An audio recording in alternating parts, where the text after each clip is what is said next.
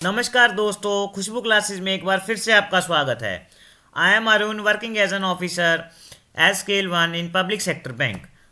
तो आज के हम इस वीडियो में इंटरव्यू में पूछे जाने वाला मोस्ट कॉमन क्वेश्चन जो हर एक कैंडिडेट से पूछ ही लिया जाता है कि bank privatisation and bank merger क्या होता है एंड इससे आपको क्या फ़ायदे और क्या नुकसान होंगे, उस ऐसे क्वेश्चन जो पूछे जाते हैं उसके बारे में हम इसमें आगे डिस्कशन करेंगे। तो आपका ज़्यादा समय लेता हुआ हम शुरू करते हैं। सबसे पहले हम शुरू करेंगे बैंक मर्जर से। तो जैसा आप सभी को पता ही है कि इस टाइम जो है मर्जर के बाद टोटल 12 पीएसयू हैं जो अभी रह गए हैं। मर्जिंग से पहले ये ज़्यादा थे, अब 12 रह गए हैं। जैसे कि अभी मर्जर रिसेंट में कुछ साल पहले मर्जर हुआ है, जैसे सपोज कैनरा बैंक और सिंडिकेट बैंक का मर्जर हुआ है। जो सिंडिकेट बैंक था वो भी कैनरा में आ गया है। तो इस तरीके से बहुत सारे बैंकों का जो मर्जर हुआ है। तो आपके सामने इंटरव्यू पैनल अब क्वेश्चन क्या पूछता है, वो कहते हैं कि बैंक मर्जर अगर होता है तो इसके क्या फ़ायदे हैं सरकार को। तो उसके रिगार्डिंग जो क्वेश्चन है हम उसका आंसर जो है डिस्कस करेंगे।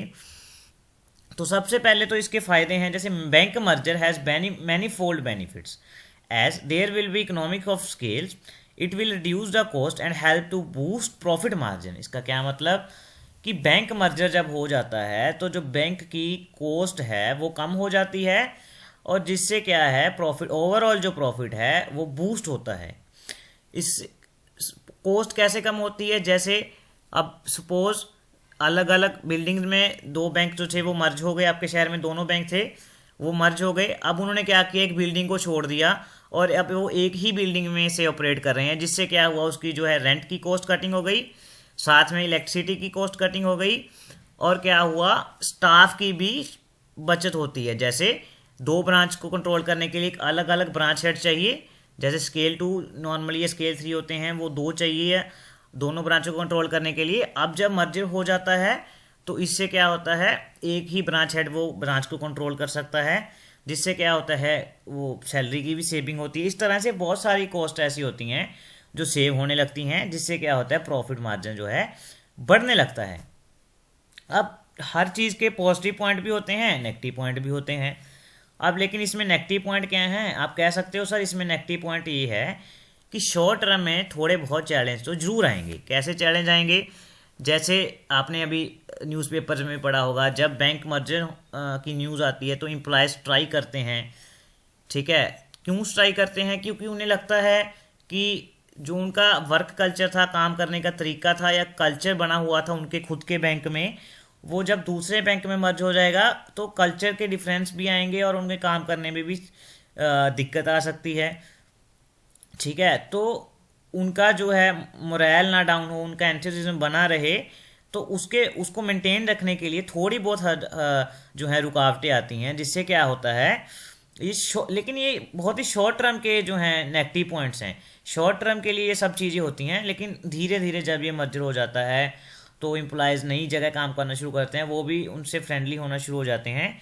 तो धीरे धीरे जो है इनसे हम ओवरकम हो जाते हैं।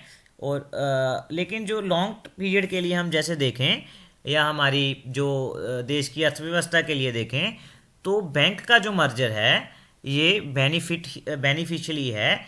मेनली जो इसमें हाईलाइट होने वाला पॉइंट है वो क्या है कि बैंक की जो कॉस्ट है वो कम हो जाती है, जिससे क्या है प्रॉफिट मार्जिन बढ़ जाता है। हाँ, शॉर्ट टर्म नेगेटिव कंस्ट्रेंट जरूर हैं, जैसे एम्प्लॉयज़ का स्ट्राइक होना, उनका एंथुसिज्म डाउन होना, मोरल डाउन होना, पर लेकिन इससे भी हम ओवरकम हो सकते हैं धीरे धीरे। लेकिन इकोनॉमी की बेटरमेंट के लिए ये स्टेप अच्छा है और धीरे धीरे इसके क्या है इकोनॉमी जो है वो स्ट्रॉन्ग होगी, क्योंकि खर्चा कम होगा और प्रॉफिट जो है वो बढ़ेगा। अब आता है क्वेश्चन बैंक प्राइवेटाइजेशन। आपसे इंटरव्यू में अक्सर ये क्वेश्चन पूछ लिया जाता है कि अभी तो आप सरकारी बैंक की तरफ भाग रहे हो, तो अगर आने वाले टाइम में ये बैंक प्राइवेटाइज हो जाता है तो आप क्या करोगे। देखिए, ये क्वेश्चन जो है ना ये बहुत ट्रिकी है। क्यों ट्रिकी है, क्योंकि आप अभी गवर्नमेंट एम्प्लॉय बनने जा रहे हो। तो गवर्नमेंट एम्प्लॉय आपको बनना है तो आपको ये दो बातें ध्यान में रखनी पड़ेंगी। क्या कि एक तो जो है आप गवर्नमेंट के खिलाफ नहीं बोल सकते। गवर्नमेंट जो कर रही है, चाहे आप उसको मन में कुछ भी सोच रहे हो सही है या गलत है, लेकिन इंटरव्यू पैनल के सामने आपको गवर्नमेंट के खिलाफ नहीं बोलना है, क्योंकि आप भी सरकारी एम्प्लॉय बनने जा रहे हो, तो ये बात ध्यान में रहे, गवर्नमेंट के खिलाफ नहीं बोलना है। लेकिन इस क्वेश्चन में एक थोड़ी सी और भी प्रॉब्लम है। जो आपके सामने इंटरव्यू ले रहे होते हैं ना, वो भी काफ़ी हाई रैंक वाले जो होते हैं, बैंकर्स होते हैं, बैंक से ही वो पैनल बैठा होता है। तो एम्प्लॉयज़ के लिए बैंक प्राइवेटाइजेशन का नुकसान होता है और जो है गवर्नमेंट के लिए फ़ायदा होता है। तो अब आपके सामने ये बड़ी जो है एक वो बन जाती है कि आप ना तो गवर्नमेंट के खिलाफ बोल सकते हो, ना ही एम्प्लॉयज़ के, मतलब अगर आप प्राइवेटाइजेशन के हक की बात करोगे आप, तो उन्हें बुरा लग सकता है जो पैनल बैठा है। अगर उनके हक की बात करो गवर्नमेंट के खिलाफ, तो हम जा ही नहीं सकते। तो इसका जो आंसर है थोड़े से ट्रिकी वे में आपको फॉर्म करना होगा, ताकि आप दोनों के पॉइंट्स भी कवर कर सको, दोनों मतलब दोनों का जो है वो साइड भी लेके उस तरह से आंसर जो है फ्रेम करना होता है। जैसे कि आप इससे फ्रेम कैसे कर सकते हो कि जैसे सर आज के इस टाइम में अगर देखूं तो मेरी फर्स्ट प्रायोरिटी है बैंकर बनना। ये प्रायोरिटी क्यों है सर? क्योंकि ये बैंकर बनना मेरा ड्रीम भी था, पैशन भी है, और अभी बैंकर बन के मैं कुछ ना कुछ पैसा भी अर्न करना चाहता हूँ, क्योंकि ये मेरी फैमिली के लिए एक बहुत ज़रूरी है कि मैं एक अर्निंग करना स्टार्ट करूँ, जो कि आज के इस टाइम में मेरी फर्स्ट प्रायोरिटी है। ठीक है सर। और जो फ्यूचर है सर, आने वाला फ्यूचर है, वो अनसर्टेन है। अभी जो बैंक प्राइवेटाइजेशन की बात है, जैसे आईडीबीआई तो अभी प्राइवेट हो गया, लेकिन जो अभी नेक्स्ट फर्दर बातें आ रही हैं, ये रूमर्स आ रहे हैं कि बैंक को प्राइवेटाइजेशन करना है, वो अभी सर है जो है एक डिटेल्ड प्लान उसके लिए कुछ भी अवेलेबल नहीं है कि कब, कितने और कैसे जो है पीएसयू बैंक को प्राइवेटाइज किया जाएगा। उसके बारे में अभी कोई भी डिटेल प्लान अवेलेबल नहीं है। लेकिन अगर ये प्राइवेटाइजेशन होता भी है, तो जैसा कि गवर्नमेंट हम सुनते आ रहे हैं कि जो एम्प्लॉयज़ का इंटरेस्ट है वो मेंटेन रखा जाएगा, उसी के बाद जो है बैंकों का प्राइवेटाइजेशन किया जाएगा। तो सर ये भी एक ध्यान रखने वाली बात है कि अगर हमारा बैंक भी आगे जाके प्राइवेट होता है, तो हमारा जो एम्प्लॉयज़ का इंटरेस्ट है वो मेंटेन रखा जाएगा। ऐसा जो है हमारे फाइनेंस मिनिस्टर जो हैं वो प्रॉमिस कर रहे हैं। और सर मुझे ऐसा भी लगता है कि चाहे अगर मैं आज बैंकर बन जाता हूँ और अपने फुल ज़ील, एंथुसियाज्म या फुल अपनी जो है स्ट्रेंथ के साथ काम करता हूँ, तो सर चाहे सेक्टर पब्लिक हो या प्राइवेट हो, उसमें हम जो है अच्छा परफॉर्म कर ही सकते हैं। तो इसकी वजह से सर आज की जो प्रायोरिटी है वो है मेरा बैंकर बनना और अर्न करना, तो जिससे मुझे नहीं लगता सर हमें कोई ज़्यादा फ़र्क पड़ेगा। तो इसके साथ जो है सर हम इसी को आंसर को ख़त्म कर सकते हैं। तो दोस्तों ये था हमारा छोटे छोटे टॉपिक बैंक मर्जर और बैंक प्राइवेटाइजेशन पे, जिसकी मैंने सिर्फ आपको एक इंसाइट दी है कि कैसे आप इसका आंसर प्रिपेयर कर सकते हैं। आप इससे इंसाइट लेके अपना जो आंसर है खुद भी फ्रेम कर सकते हैं। लेकिन ध्यान रहे, जो आपको इंपॉर्टेंट पॉइंट बताए हैं, गवर्नमेंट के खिलाफ नहीं बोलना है, और पैनल का भी ध्यान रखना है, क्योंकि वो पैनल हैं बैंकर ही हैं।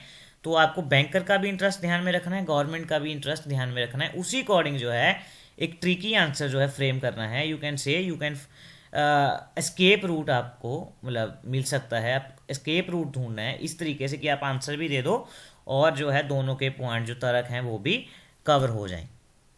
तो दोस्तों आगे आने वाले वीडियोस में हम एक तो सबसे पहले हम जो बैंकर्स को, एसएससी या यूपीएससी एस्पिरेंट्स को मेन डर के पॉइंट्स होते हैं, जैसे इंग्लिश जो है उनको मेन उससे डर होता है कि कैसे इंग्लिश करें। मोस्ट ऑफ स्टूडेंट जो हैं सब क्लियर कर लेते हैं, लेकिन इंग्लिश ऐसा पार्ट है जो उनका वीक होता है।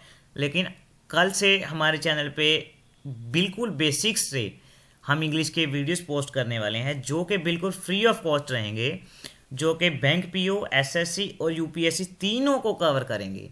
और साथ ही साथ आप हमारे चैनल को सब्सक्राइब कर लीजिए, जिससे आपको क्या होगा, इंग्लिश के इंटरव्यू रिलेटेड या और कोई भी कम्पिटिटिव एग्ज़ाम के रिलेटेड वीडियोस हैं, जैसे करंट अफेयर हम वीकली डालते हैं द हिंदू में से, वो कोई भी मिस नहीं होंगे। आगे आने वाले वीडियोस में हम बैंकों के इंटरव्यू में पूछे जाने वाले शॉर्ट टॉपिक्स जो होते हैं, एक एक दो दो क्वेश्चन करके वो भी डिस्कस करेंगे। और सबसे जो इम्पोर्टेंट है कि अगर आपको कोई क्वेश्चन नहीं आता, हाउ टू से no in front of interview panel, वो भी डिस्कस करेंगे। टिल देन आप बाय बाय, इंटरव्यू की अच्छे से तैयारी कीजिए और हमारे चैनल को सब्सक्राइब कीजिए। Thank you.